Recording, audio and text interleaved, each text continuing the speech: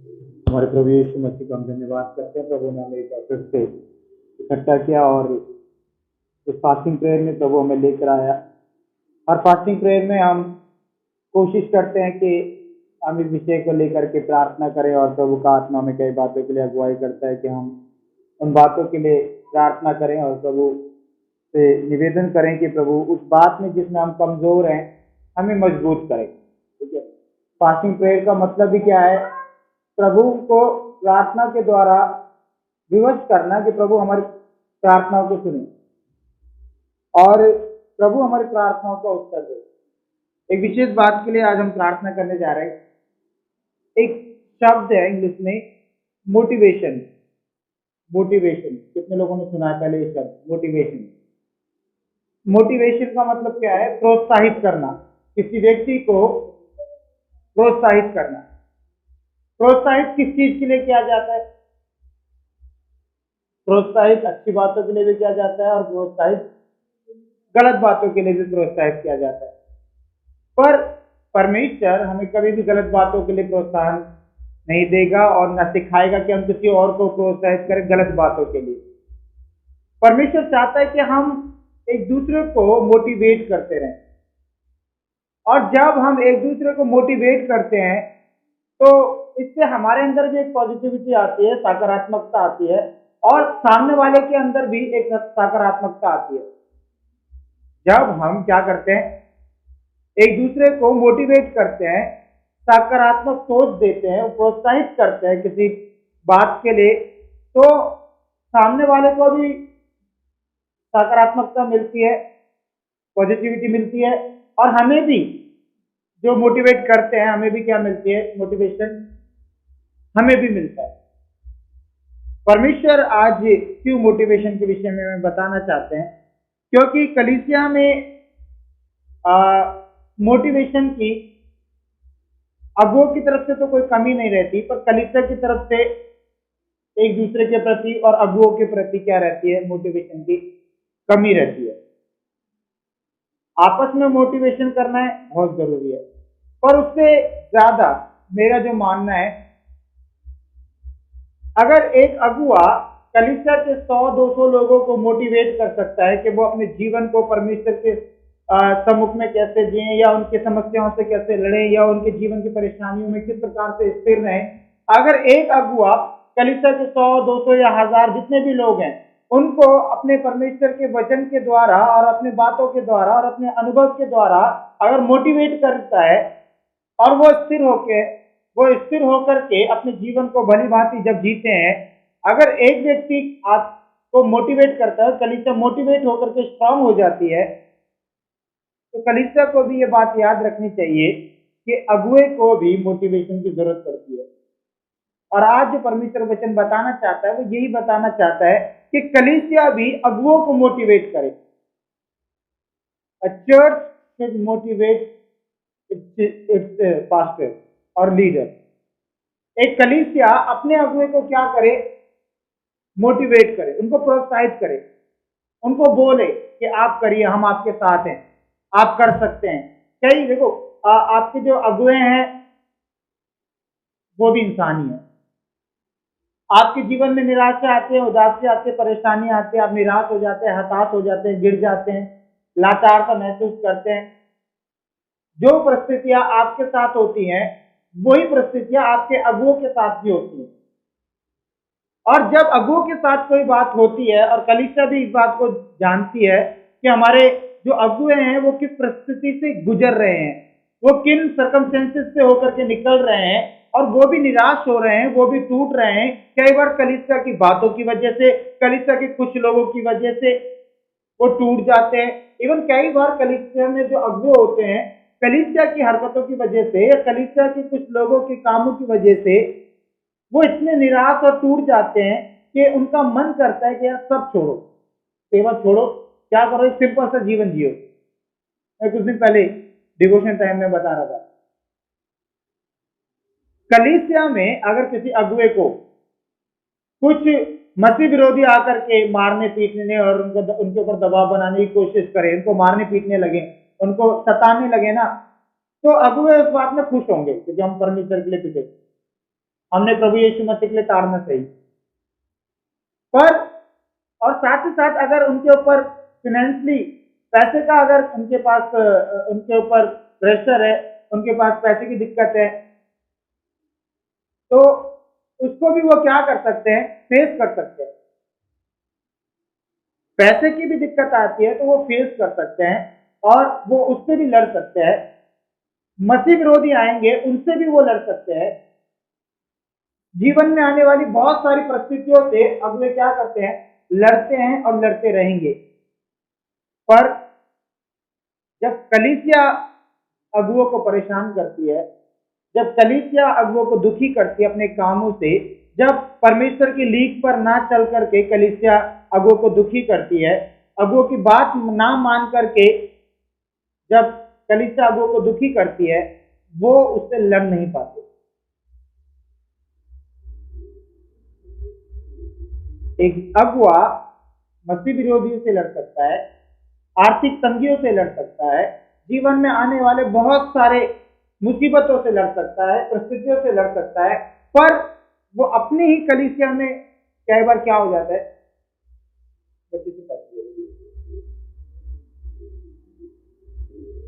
एक व्यक्ति क्या करता है, अपने ही अपने कलीसिया के लोगों से क्या हो जाता है, कई बार हार जाता है। क्यों?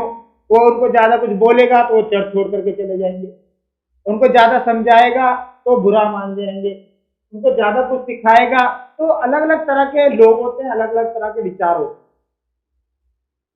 और उनसे वो कई बार क्या हो जाता है, हार जाता है।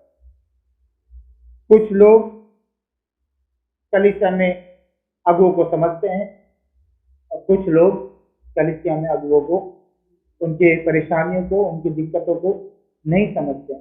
जब परिस्थितियां कैसी भी हो, चाहे कलीसिया की वजह से हो या आर्थिक तंगियां हो या स्ट्रगल उनकी लाइफ में चल रहा हो, उस समय में एक अगुए को भी किस चीज की जरूरत होती है, मोटिवेशन की, प्रोत्साहन की जरूरत होती है। और कलीसिया कितना प्रोत्साहित करती है? आप अपने अगुओं को प्रोत्साहित करते हैं, स्लोगन चलते हैं जब इलेक्शन होते हैं तो क्या स्लोगन चलते हैं, जो भी नेता है, मोदी जी संघर्ष करो हम तुम्हारे साथ हैं, नेताजी संघर्ष करो हम तुम्हारे साथ हैं। तो संसार के लोग संसार के लोगों को क्या कर रहे हैं, मोटिवेट कर रहे हैं, आप संघर्ष करो हम तुम्हारे साथ। पर कलीसिया कितना अपने अगुओं को मोटिवेट करती है। एक अगुए के अंदर ना बहुत सारे विचारों को प्रभु देता है, प्लान्स को देता है, कलीसिया को किस प्रकार से बढ़ाना है, किस प्रकार से मजबूत करना है, किस प्रकार से कलीसिया का विस्तार करना है, ब्रांचेस खोलनी है, तरह तरह की सेवकाइयों को और बढ़ाना है। ऐसे बहुत सारे विचार उनके पास होते हैं, पर वो विचार असली रूप कब नहीं ले पाते, जब कलीसिया का साथ नहीं मिलता है, कलीसिया का सपोर्ट नहीं मिलता है। अगर एक कलीसिया, कुछ दिन पहले किसी ने बोला कि कलीसिया अगुओं की तरफ देखती है कि अगुए कलीसिया की मदद करें, कलीसिया अगुओं की तरफ देखती है कि अगुए क्या करें, कलीसिया की मदद करें। अगुआ किसकी तरफ देखे? चलो बात प्रार्थना के जोर पर है, वो करेंगे, सब चीजों में एक दूसरे की मदद करेंगे, पर जब मोटिवेशन की जरूरत होती है उसमें कौन सपोर्ट करेगा? आपके अगुए आपको मोटिवेट भी करते हैं, आपको सेवा के लिए भी मोटिवेट करते हैं, आपकी परिस्थिति से आपको कैसे लड़ना है उसके लिए भी आपको मोटिवेट करते हैं। जब अगुए स्ट्रगल कर रहे हैं उस समय में उनको कौन मोटिवेट करेगा, उनको कौन सपोर्ट करेगा? इंसान इंसान होता है, कई परिस्थितियां देख करके वो निराश हो जाता है। आपके अगुए भी क्या हो जाते हैं, कई बार निराश हो जाते हैं। उनको भी किस चीज की जरूरत है? मोटिवेशन की जरूरत है। जब प्रभु ने मुझे इस वचन को तैयार करने के लिए कहा, मैं उत्पत्ति से लेकर प्रकाशित वाक्य तक पूरा नजर दौड़ा रहा था, मुझे कुछ ही लोग मिले बाइबल में जिन्होंने क्या किया, अपने अगुओं को मोटिवेट किया। सबसे पहले एक व्यक्ति है दूसरा राजा और उसका 5वां अध्याय।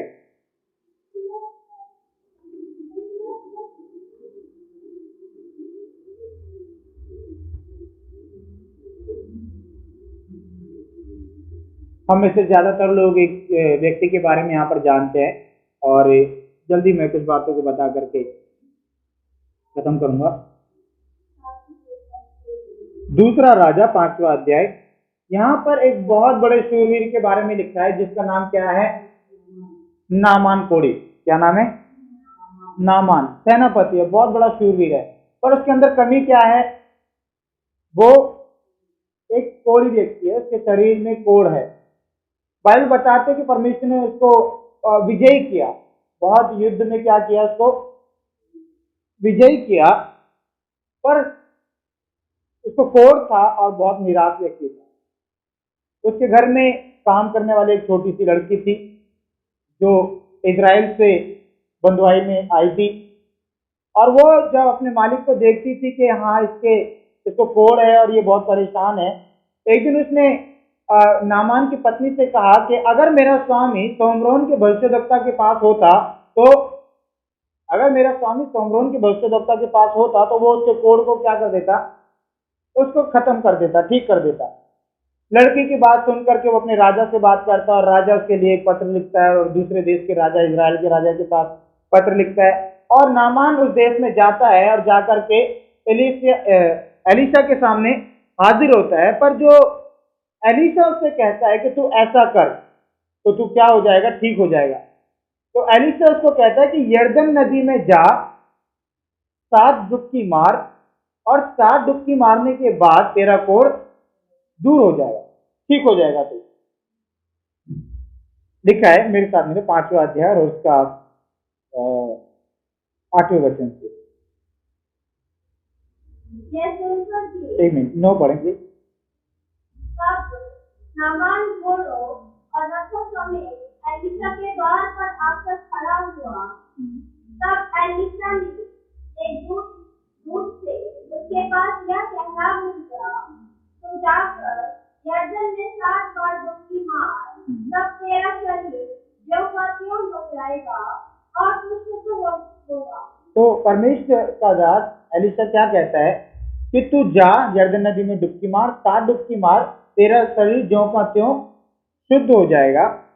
परंतु नामान क्रोधित हो तो यह कहता हुआ चला गया, मैंने तो सोचा था कि अवश्य वह मेरे पास बाहर आएगा और खड़ा होकर अपने परमेश्वर यहोवा से प्रार्थना करके कोढ़ के स्थान पर अपना हाथ फेरकर कोढ़ को दूर करेगा। और इसको क्या हुआ? गुस्सा आया, मैं इतनी दूर से आया, दूसरे देश से आया, छोटा मोटा आदमी नहीं हूँ, मैं राजा के बाद मेरा नंबर आता है, मैं एक बहुत बड़ा सेनापति हूँ, शूरवीर हूँ, और ये क्या बोल रहा है? भविष्यद्वक्ता ने मेरी शक्ल भी नहीं देखी और बस अंदर से ही बोल दिया, अपने नौकर से, अपने चेले से बोल दिया कि जाकर के उसको बोल दो यरदन नदी में क्या करे? डुबकी मारे। मैंने तो सोचा था कि वो आएगा, मेरे कोढ़ के स्थान पर हाथ लगाएगा और मुझे शुद्ध करेगा, और उसने तो ऐसा कुछ भी नहीं किया। आगे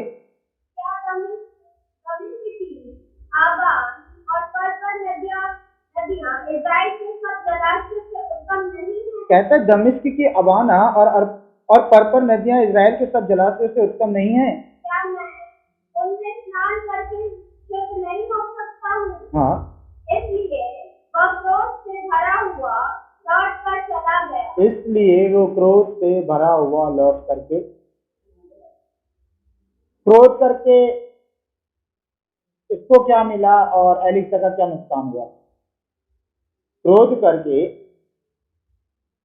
नामान का क्या फायदा हुआ और एलीशा का क्या नुकसान हुआ? तो नुकसान हो रहा है अभी? कोई नुकसान नहीं हो रहा है, पर फिर भी क्रोध एक अलग मैटर है। क्रोध में आकर आदमी ज्यादातर गलत काम ही करता है। हाँ, आगे। हाँ, और तब उसके सेवक डरते हुए ही आए, क्योंकि वो क्रोधित था, घबराते और डरते हुए आए, पर उससे बोलने लगे, हे हमारे पिता, यदि भविष्यद्वक्ता हाँ तो क्या तू मुझसे ना करता? हाँ, जब वो कहता है कि स्नान करके शुद्ध हो जा, तो कितना अधिक इसे मानना चाहिए। हालेलुया। आप बाइबल में जब लोगों को देखेंगे, जिनके बारे में अभी हम डिस्कस करने जा रहे हैं, देखने जा रहे हैं, इनके नाम नहीं है और बहुत ही कॉमन लोग हैं। पर कॉमन लोगों ने क्या किया, साधारण लोगों ने अपने अगुए को क्या किया, मोटिवेट किया, डरते हुए या कुछ सोचते हुए घबराते हुए उसके पास आकर के कहते हैं, हे हमारे पिता, अगर ये भविष्य जब था तुझे कोई बड़ा काम करने के लिए कहता तो क्या तू वो ना करता? और जब उसने एक छोटा सा काम करने के लिए कहा है तो उसको कितना मानना नहीं चाहिए? मानना चाहिए, नहीं मानना चाहिए? तो वो आए और उन्होंने आकर के क्या किया, नामान को थोड़ा सा मोटिवेट किया, थोड़ा पुशअप किया। अगर ये नहीं बोलते तो ये डर डर के रह जाते तो कलीसिया के कई लोगों को एक डर रहता है, हम अगर अपने अगुओं को कुछ बोलेंगे, कुछ समझाने की कोशिश करेंगे तो हो सकता है वो बुरा मान जाए। ऐसा है, कितने लोगों को ऐसा लगता है कि अगर हम अपने अगुओं को कुछ सलाह देंगे या समझाने की कोशिश करेंगे तो उनको बुरा लग जाएगा।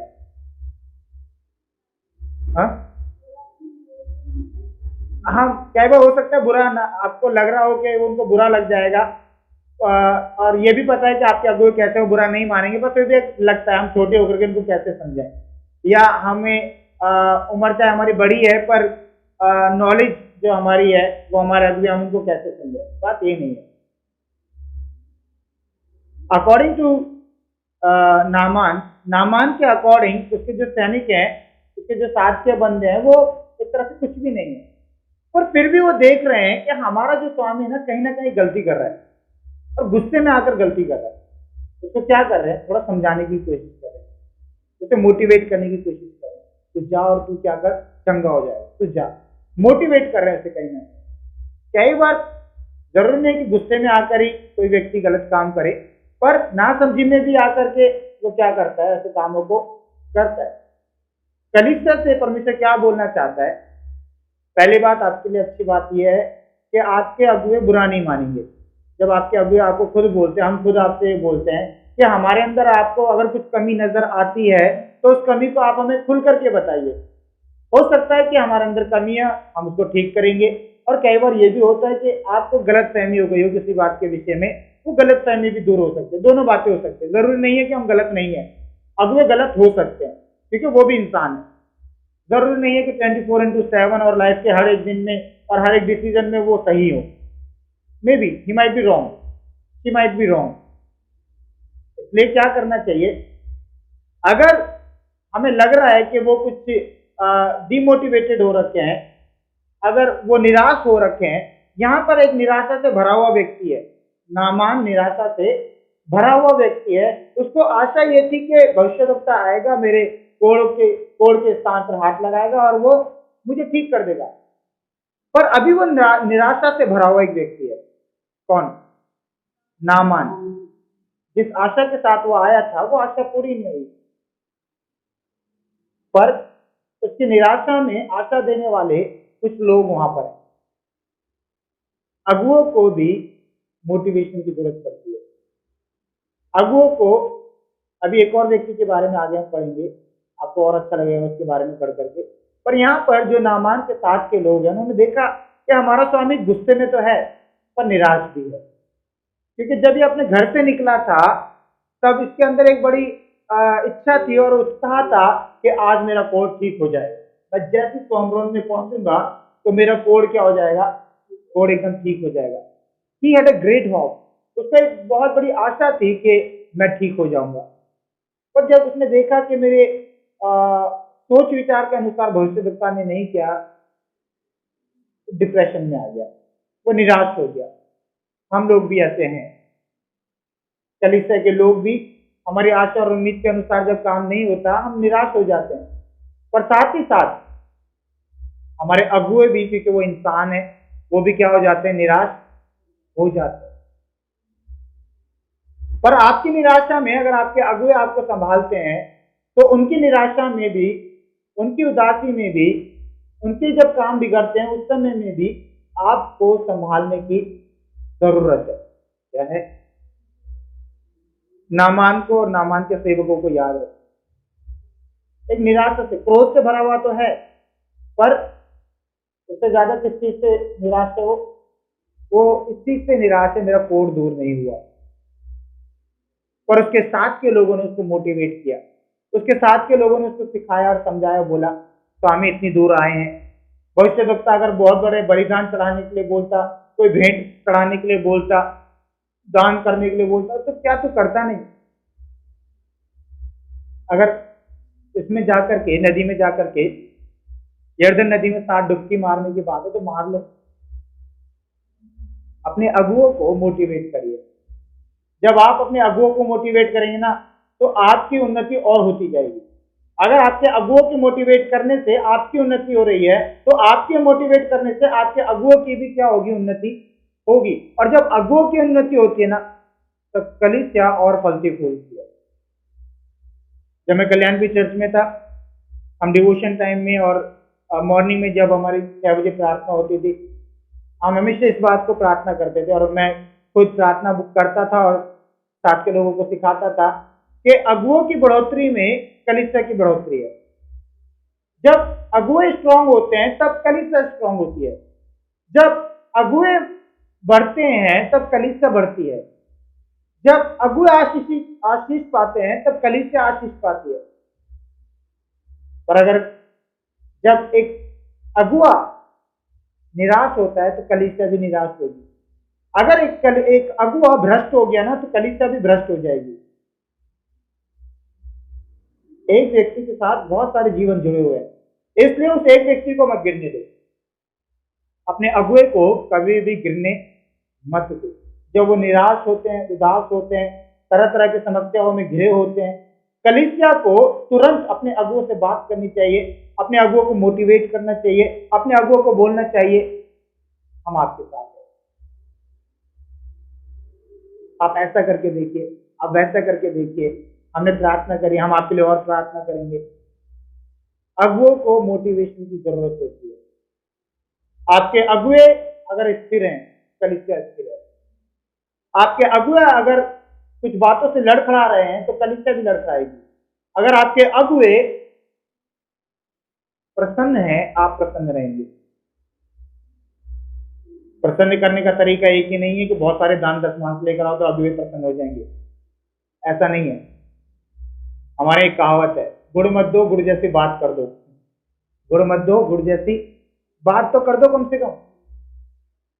हो सकता है आपके पास पैसे नहीं है उनकी मदद करने के लिए, हो सकता है कि आप फिजिकली वीक हैं, पर आप प्रार्थना के द्वारा उनकी मदद कर सकते हैं। आप बोल सकते हैं कि मैम हम आपके लिए प्रार्थना कर रहे हैं, भैया हम आपके लिए प्रार्थना कर रहे हैं, पास्टर हम आपके लिए प्रार्थना कर रहे हैं।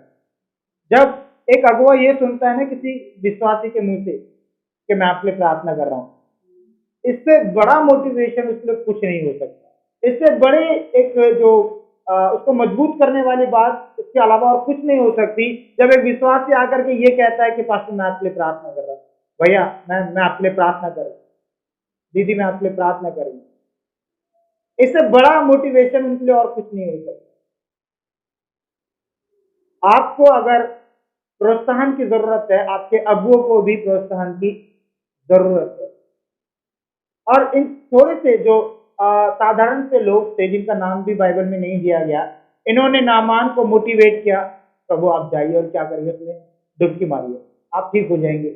आप करके तो देखिए। बहुत माना हुआ भविष्य रखता है वो, तो जिस परमेश्वर की आराधना करता है वो एक सच्चा परमेश्वर है। पता नहीं क्या क्या उन्होंने बोल करके उसको समझाया होगा, लास्ट में उसने उनकी बात मान ली, उसके मोटिवेशन से वो मोटिवेट हुआ, जाकर के डुबकी लगाई और उसको फायदा हुआ। आपके मोटिवेशन से आपके अगुओं को फायदा होगा। आपके अगुओं को मोटिवेट करिए। जिस दिन आप उनको निराश देखते हैं ना, थोड़ा सा देख रहे हैं कि हंस नहीं रहे, बोल नहीं रहे, क्या बात है आज थोड़ा सा उदास लग रहा है, तुरंत उनके पास आकर के बात करिए, क्या हो गया, क्या कारण है कि आप निराश हैं, उदास हैं। कभी भी ये मत सोचे कि हमारे अगुए बुरा मान जाएंगे। बुरा मानने का कारण क्या होगा, बुरा क्यों मानेंगे? याद रखिए परमेश्वर क्या चाहता है, कलीसिया एक मोटिवेशन देने वाली, अपने जो अगुओं को भी मोटिवेट करने वाली कलीसिया हो, अपने अगुओं को भी बढ़ावा देने वाली, प्रोत्साहित करने वाली कलीसिया हो। आप बनना चाहते हैं? बनना चाहते नहीं बनना चाहते? अगुओं को स्ट्रांग रखना आपके हाथ में। एक अगुआ सबसे लड़ सकता है, सबसे लड़ सकता है अपनी कलीसिया को छोड़कर। एक अगुए को अगर कुछ रुलाता है, कुछ दबाता है, कुछ परेशान करता है, वो शैतान नहीं है, परिस्थितियां नहीं है, दुख पीड़ा परेशानी नहीं है, उसकी अपनी कलीसिया ही उसको दुख देती है। परमेश्वर को कोई दुखी कर सकता है, परमेश्वर को कोई हरा सकता है, कोई निराश कर सकता है, कोई डरा सकता है? परमेश्वर कोई नहीं कर सकता ना। पर अगर परमेश्वर को कोई दुखी कर सकता है, परमेश्वर को कोई निराश कर सकता है, वो उसके अपने लोग हैं, उसकी अपनी प्रजा है, उसकी अपनी कलीसिया है। ऐसे अगुओं को भी अगर कोई हरा सकता है, गिरा सकता है, निराश कर सकता है, उदास कर सकता है, परेशान कर सकता है, और यहाँ तक कि उसको सेवा करने के लिए, सेवा छोड़ने के लिए भी अगर मजबूर कर सकता है, तो कलीसिया ही है। शैतान, पाप, अपराध, बुराइयां, डिप्रेशन, ये सब चीजें अलग की बात है। पर कलीसिया की आदतें, कलीसिया के व्यवहार, कलीसिया के तौर तरीके अगुओं को निराश कर देते हैं। ऐसा नहीं होना चाहिए। एक और व्यक्ति के बारे में हम पढ़ेंगे बाइबल में, मेरे साथ निकालें, पहला शमूएल 14वां अध्याय।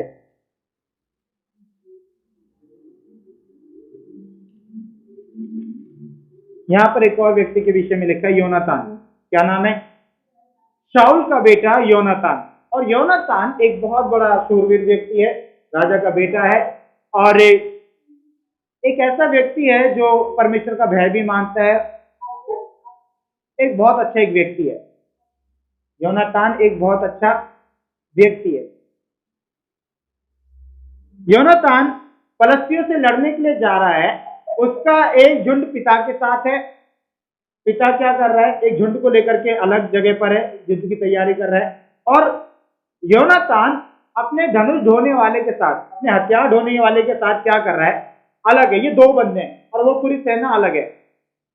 और वो फलस्तियों से लड़ना चाहता है, और वो अपने चेले से क्या, अपने सेवक से क्या कहता है? 6वां वचन पढ़े, 14 तक है। तब योनातान ने अपने हथियार ढोने वाले जवान से कहा, हम उन खतना रहित लोगों की चौकी के पास जाएं। हम उस खतना रहित लोगों की चौकी पर जाएं। क्या जाने यहोवा हमारी सहायता करे। क्या जाने यहोवा हमारी सहायता करे। क्योंकि यहोवा के लिए कोई रुकावट नहीं थी। क्योंकि परमेश्वर यहोवा के लिए कोई रुकावट नहीं थी। चाहे तो बहुत लोगों के द्वारा, चाहे तो बहुत लोगों के द्वारा, चाहे तो थोड़े लोगों के द्वारा छुटकारा दे। तो एक पॉजिटिव व्यक्ति है। और वो क्या कहता है? आओ चल, हम क्या करते हैं, फलस्तियों से लड़ने के लिए चलते हैं, क्योंकि यहोवा के लिए कोई रुकावट नहीं है। चाहे तो बहुत लोगों के द्वारा विजय दे दे, और या फिर थोड़े लोगों के द्वारा ही क्या करे? छुटकारा दे दे, विजय दे दे। योनातान जो बोल रहा है, उस सामने होकर के बहुत अच्छा बोल रहा है, पर प्रैक्टिकली क्या है, व्यवहारिक रूप से क्या है? संभव नहीं है।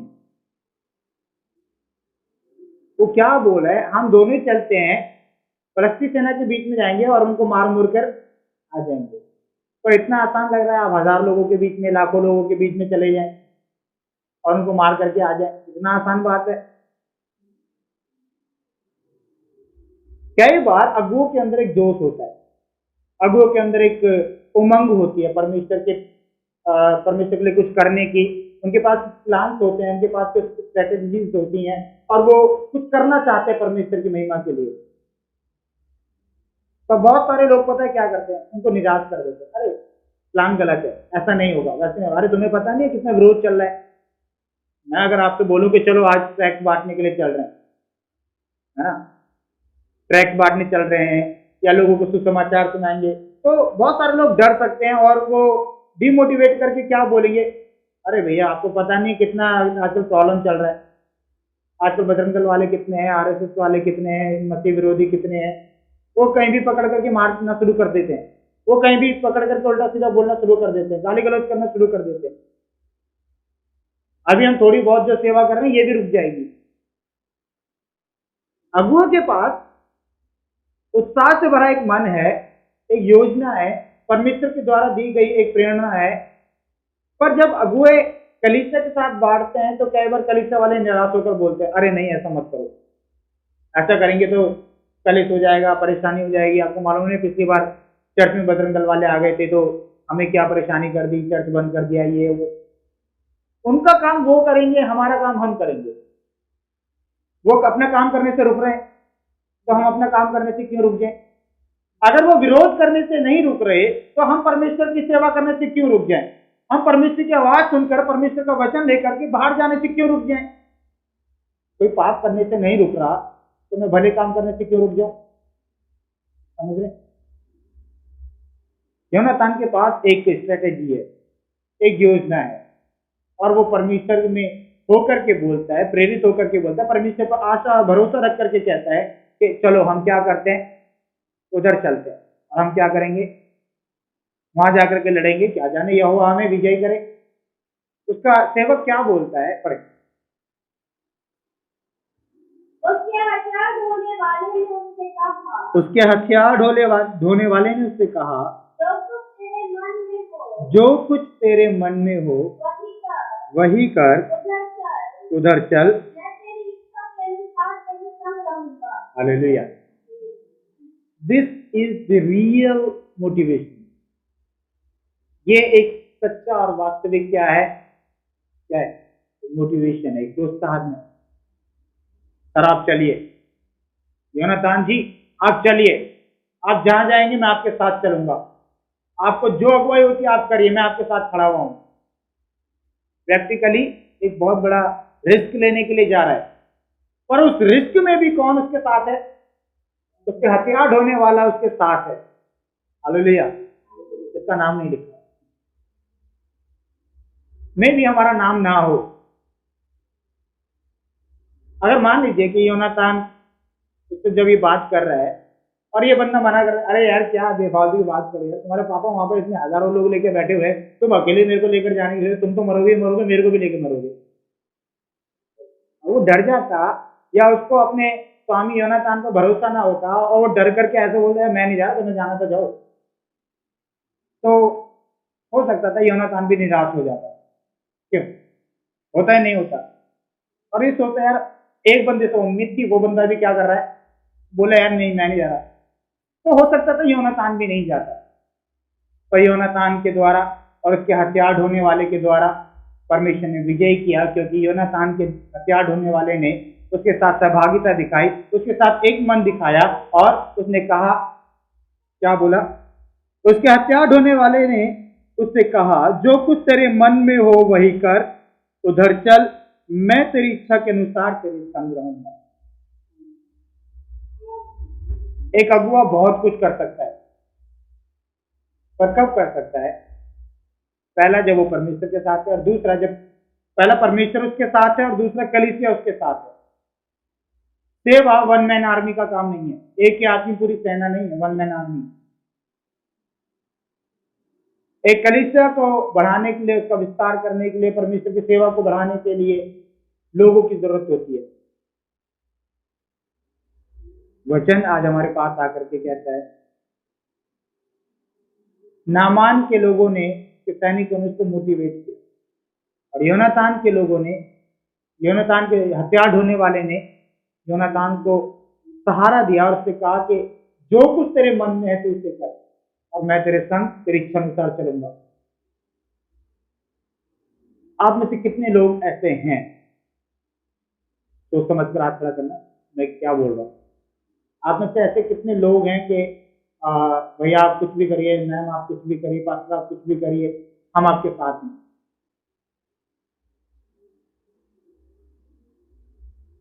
हम बहुत बार सोचते हैं, योनातान के हथियार ढोने वाले को याद रखें।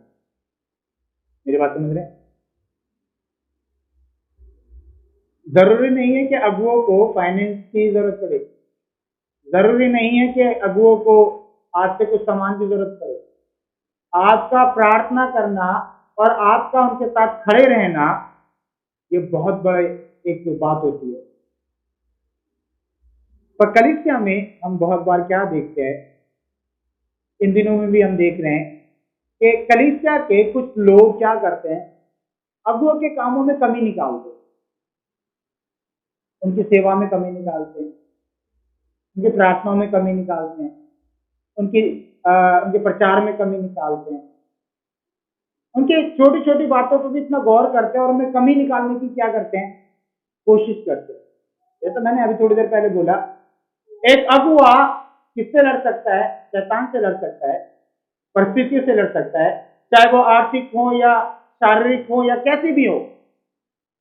he or she can fight with them, वो उनसे लड़ सकता है। पर किससे नहीं लड़ पा रहा है? अपनी ही कलीसिया से नहीं लड़ पाता है।